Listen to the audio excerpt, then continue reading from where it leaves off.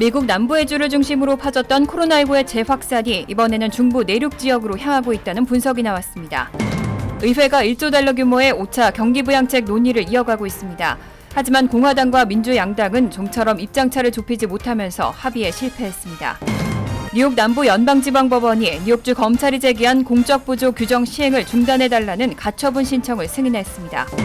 최근 대선 연기 가능성을 언급했던 트럼프 대통령이 거센 논란에 자신도 대선의 연기를 원하지는 않는다고 밝혔습니다.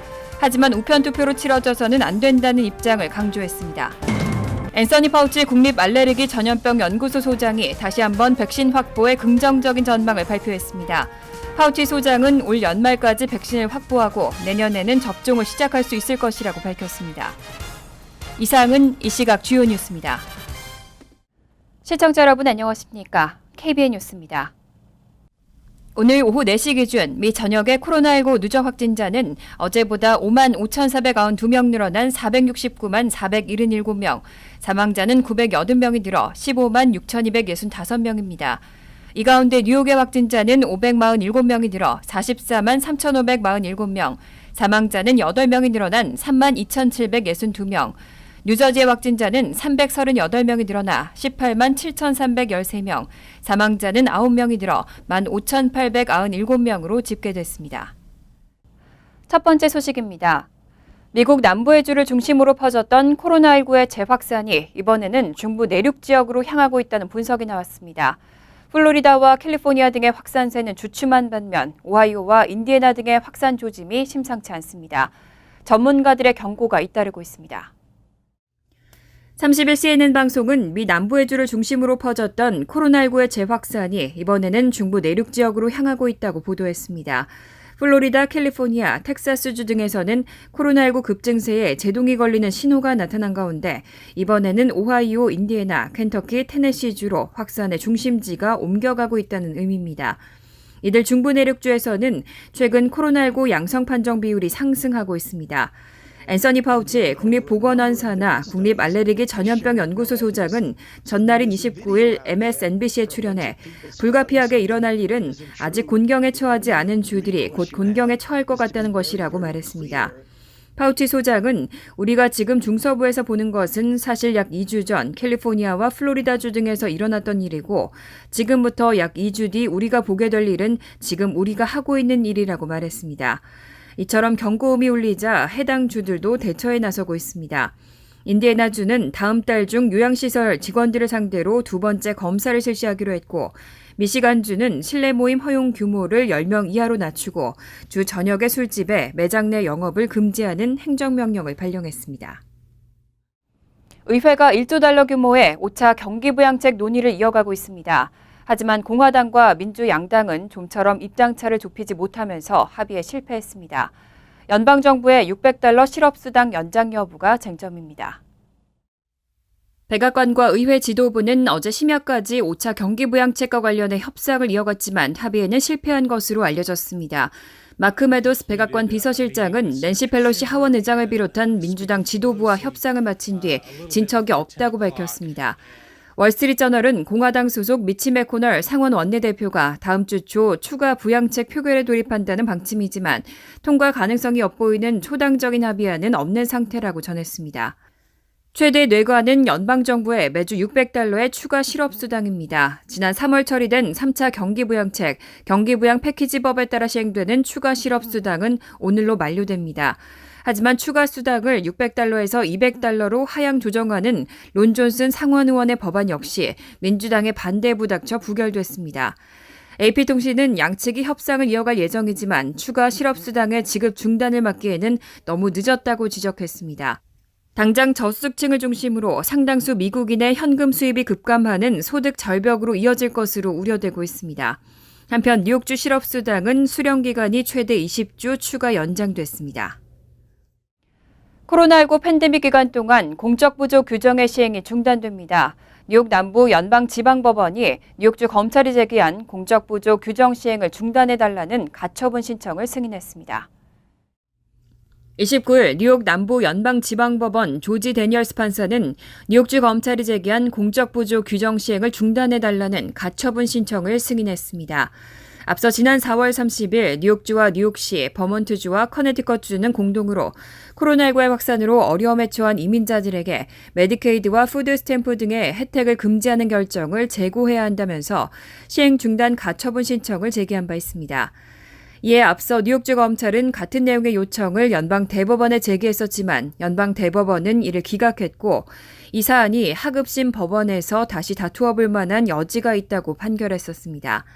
따라서 이번 가처분 신청 승인으로 이 문제는 다시 연방 대법원에서 법적 다툼으로 이어질 가능성이 높아졌습니다. 이번 판결에서 데니얼스 판사는 코로나19 진단검사와 치료가 공적부조에 해당하지 않는다고 이민서비스국이 공지했는데도 불구하고 이 규정으로 인해 이민자들이 의료 혜택을 받는 것을 주저하는 것이 사실이라고 설명했습니다. 레티샤 제임스 뉴욕주 검찰총장은 지난 5개월 동안 공적부조 규정이 코로나19 공중보건 위기를 더욱 악화시켰다면서 이번 가처분 신청 승인에 환영의 뜻을 밝혔습니다. 최근 트럼프 대통령은 오는 11월 3일로 예정된 대통령 선거의 연기 가능성을 언급해 화제가 됐는데요. 폭탄 발언에 비난이 거세지자 자신도 대선의 연기를 원하지는 않는다고 밝혔습니다. 하지만 우편 투표로 치러져서는 안 된다는 입장을 강조했습니다. CNBC 등에 따르면 트럼프 대통령은 30일 백악관에서 열린 코로나19 정례 브리핑에서 자신이야말로 누구보다 더 대선과 결과를 원한다며 하지만 자신은 3개월 동안 기다려서 투표한 용지가 전부 사라졌다는 사실을 알게 돼 선거가 아무런 의미가 없다는 것을 알게 되는 일을 원치 않는다고 말했습니다. 트럼프 대통령은 최근 일부 언론들이 우편 투표가 실시될 경우 제때의 선거관리위원회에 도착하지 않고 수주 또는 심지어 수년이 걸릴 수 있다고 보도한 것을 언급하면서 자신이 대선 날짜를 바꾸기를 원하고 있는 것은 아니라고 강조했습니다. 그러면서 자신은 쓸모없게 된 선거를 보고 싶지 않은 것이라며 우편 투표에 대해서는 반대 입장을 재차 확인했습니다. 트럼프 대통령은 앞서 30일 트위터에서 보편적인 우편 투표를 하면 2020년은 역사상 가장 부정확하고 부정한 선거가 될 것이라며 미국의 엄청난 낭패가 될 것이라고 밝혔습니다. 그러면서 사람들이 적절하게 안심하면서 안전하게 투표를 할 수 있을 때까지 선거를 연기한다면이라는 의문문을 덧붙인 바 있습니다. 트럼프 대통령의 대선 투표일 연기 언급에 정계 안팎에서는 일제히 비판이 쏟아지고 있습니다. 한편 트럼프 대통령은 코로나19의 급속한 재확산세에도 불구하고 경제를 봉쇄하는 것은 실행 가능한 장기적 전략이 아니라고 강조했습니다. 셧다운은 확산세를 낮추고 치료법의 개발을 위한 것인데 이미 그 목적은 이뤘다면서 지금은 사람들을 일터로 복귀시켜야 한다고 주장했습니다. CNN에 따르면 트럼프 대통령은 30일 코로나19 정례 브리핑에서 확진자와 사망자를 일시적으로 줄이기 위해 경제를 셧다운하는 것은 그 어떤 국가를 위해서라도 실행 가능한 장기적 전략이 아니라고 강조했습니다. 트럼프 대통령은 과학적으로 나아가야 할 길은 고위험에 처한 사람들을 보호하고 저위험에 있는 사람들은 조심스럽게 일에 복귀시키며 적절히 조심스럽게 학교 문을 다시 여는 것이라고 말했습니다. 또 영구적인 셧다운은 더 이상 답이 아니라며 셧다운의 목적은 코로나19 증가세를 낮추고 치료법을 개발하기 위한 것이었는데 우리는 이 목적을 이뤘다고 주장했습니다.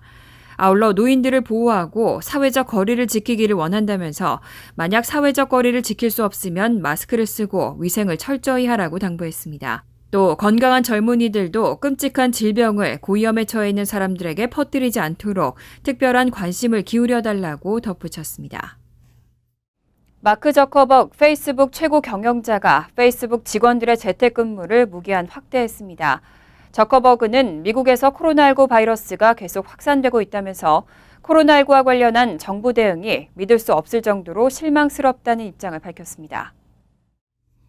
CNBC에 따르면 마크 저커버그 페이스북 최고 경영자는 30일 2분기 실적 발표 후 이어진 질의응답 시간에 정부가 코로나19를 더 잘 다뤘다면 지금의 확진자 급증 사태를 피할 수 있었을 것으로 보인다며 믿을 수 없을 정도로 실망스럽다고 말했습니다.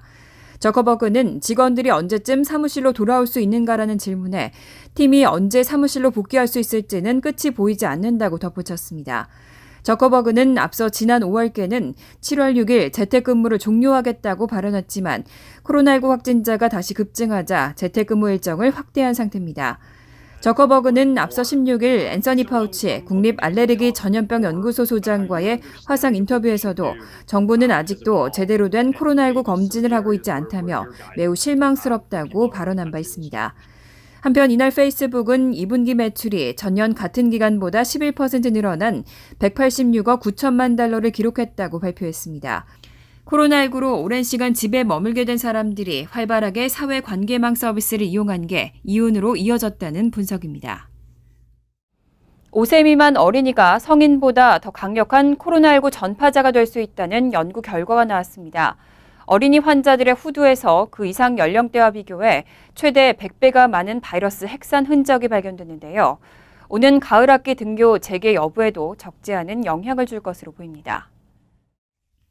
30일 CNBC 등 언론은 일리노이 시카고 소재의 NN 로벌트 루리 소아병원과 노스웨스턴 파인버그 이과대학 연구팀이 코로나19 경증부터 중증 환자의 비강 인도 샘플 145개를 분석한 연구 결과를 보도했습니다.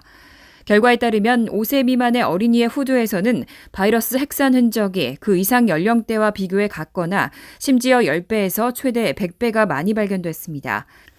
매체는 이와 관련해 더 많은 연구가 필요하지만 어린이들이 그 이상 연령대보다 더욱 강력한 코로나19 전파자가 될 수 있음을 의미한다고 분석했습니다.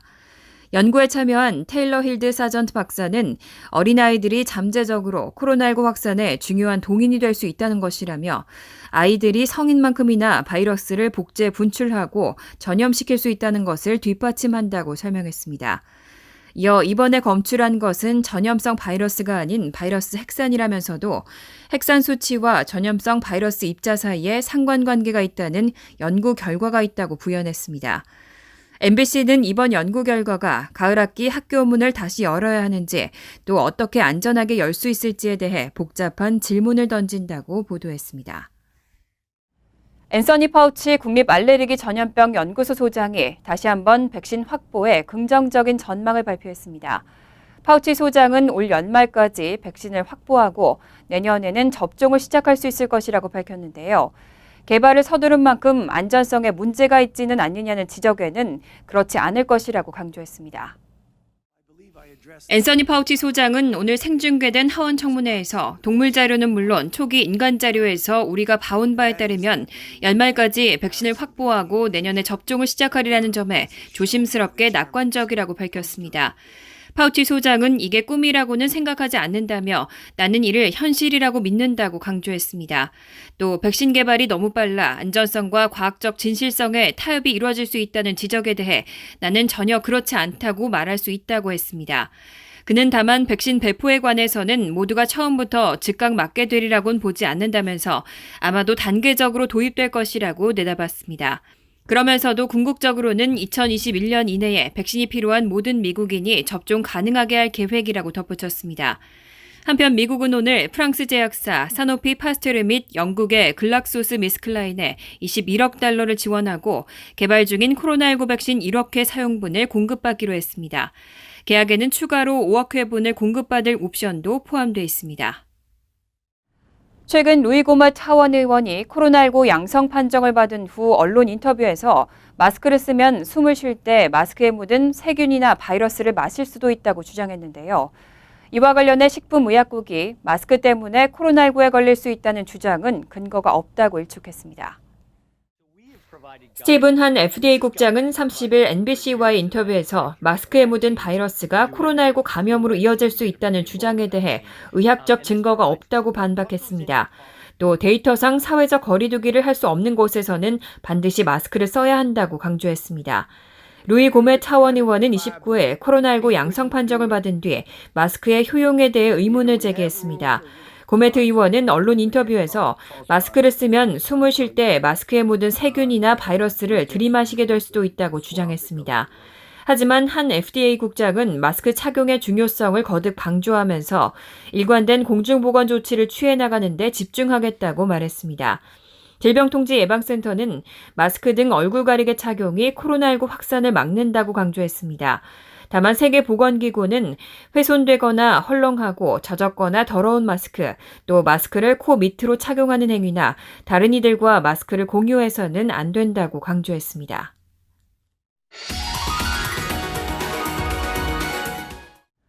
이어서 LA 지역 한인사회 소식입니다. 팬데믹 초기부터 현재까지 미국에서는 마스크 착용에 대한 논란이 계속되고 있는데요. 결국 LA시는 업소들이 손님들에게 마스크 착용을 요구할 수 있는 강력한 법안을 추진하고 있습니다. 거부하면 벌금 수백 달러를 부과한다는 계획입니다. 여준호 기자가 보도합니다. 이달 초 LA 한인타운 인근의 한 식료품 가게. 한 남성이 마스크를 왜 강요하냐고 소리치면서 바닥에 누워 있습니다. 식료품점 직원이 마스크를 쓰지 않았다는 이유로 남성의 입장을 제지하자 갑자기 이 남성이 직원에게 폭행을 가하면서 난투극으로 번진 것입니다. 업소에서 손님에게 마스크 착용을 요구하다 폭행을 당하거나 살해 위협까지 받는 일은 어제 오늘 일이 아닐 만큼 미 전역에서 비일비재하게 일어나고 있습니다. 이 같은 피해를 예방하기 위해 LA시가 업소들이 법적으로 손님에게 마스크 착용을 요구할 수 있는 강력한 법안 마련에 나섰습니다. The city of Los Angeles will officially require that masks be worn so that our vendors can refuse people that are not properly or safely that don't have the safe equipment. 마스크 미착용에 대한 벌금제도 추진됩니다. 앞서 폴 코레츠 오지구 시의원이 마스크 미착용 벌금과 관련한 법안을 발의한 가운데 이미 벌금제를 시행 중인 산타모니카나 베버리힐스 시처럼 최대 500달러 선의 벌금이 논의되고 있는 것으로 알려졌습니다. 한인사회 역시 한인 업소들의 보호를 위해 적극적으로 이번 법안을 지원하겠다는 계획입니다. 그 모든 사람이 더 그 세이프티를 우리가 마련할 수 있는 그 보호책이라고 생각을 합니다. 그리고 그게 반드시 지켜져야 되는 상황이고요. 이제 사이테이션이 처음에 마스크를 안 착용을 했을 때 100불, 뭐 200에서 250불, 그다음에 세 번째는 이제 500불. 그래서 이렇게 파인 그 제도까지 enforcement 제도까지 지금 논의되고 있기 때문에 이 두 모션이 통과가 된다면 앞으로 LA시에서는 enforcement가 강화될 것으로 보고 있습니다. LA시 의회와 검찰은 조만간 최종 법안을 마련해 이르면 한 달 내로 시행에 돌입할 예정입니다. MBC 뉴스 여준호입니다. 캘리포니아주에서는 지난 28일 하루 코로나19 사망자가 197명을 기록했습니다. 또 최다 기록을 경신했습니다. 캘리포니아주 보건국에 따르면 지난 28일 하루 동안 코로나19로 197명이 숨졌으며 이는 역대 최고 기록입니다. 이에 따라 총 사망자는 8,715명을 기록했고 신규 확진자도 8,755명으로 집계돼 누적 확진자는 475만 5,305명으로 확인됐습니다. 캘리포니아 주 내 오렌지 카운티에서도 하루 동안 코로나19 사망자 17명이 추가돼 누적 사망자는 604명을 기록했습니다. 확진자가 계속해서 증가하고 있는 오렌지 카운티는 신규 확진자 506명이 늘면서 총 누적 확진자는 35,778명으로 집계됐습니다. 간추린 소식입니다. 뉴저지주 하원이 30일 본회의를 열고 미국 내 체류 신분에 관계없이 전문직 및 직업 라이선스 취득 자격을 부여하는 내용의 법안을 표결에 붙이고 통과시켰습니다. 지난달 29일 주 상원에서도 이미 통과된 법안은 필 머피 주지사가 서명만 하면 입법 절차를 마칩니다.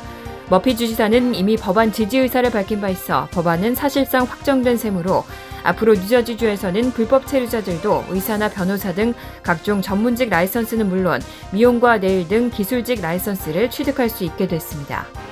29일 앤드류 쿠오모 뉴욕 주지사는 라과디아 공항 터미널 B의 중앙홀 및 7개 게이트의 개장을 발표하고 공항 개선 사업의 진척 상황을 보고했습니다. 오는 8월 5일부터 라과디아 공항을 이용하는 승객의 40% 이상은 새로운 게이트를 이용해서 출발 또는 도착하게 됩니다. 주변 도로 공사도 현재 75%의 공정률을 보이고 있습니다. 하지만 이 가운데 20억 달러의 예산이 투입되는 라과디아 공항 에어트레인 건설 프로젝트에는 코로나19 재정난 속에 반대 여론이 커지고 있습니다. 뉴욕주에서 운전면허 취득 이전 의무적으로 받아야 하는 운전교육을 온라인으로 수강할 수 있게 됐습니다. 앤드류 쿠오모 뉴욕 주지사는 29일 뉴욕주 차량국이 허가한 운전학교를 통해 면허 취득 전 의무적으로 받아야 하는 5시간의 운전교육을 비디오 컨퍼런스 플랫폼을 이용해 원격으로 실시하는 것을 허용하겠다고 밝혔습니다. DMV는 그동안 코로나19 사태로 만료된 사전 운전교육 수료증 소지자 및 취소된 주행시험 대상자들을 우선적으로 재조정할 예정입니다. 뉴욕시 버스 내부에 마스크 디스펜서가 설치됐습니다. 미처 마스크를 착용하지 않은 승객이 버스에 탑승할 경우 승객은 디스펜서에서 마스크를 꺼내서 무료로 이용할 수 있습니다. 뉴욕시 세계보로 내 6개 노선 총 100여 대의 버스에 마스크 디스펜서의 설치가 완료됐고 8월 말까지는 20여 개 노선에 버스 400여 대에도 추가로 설치될 예정입니다. 환율과 증권 소식입니다.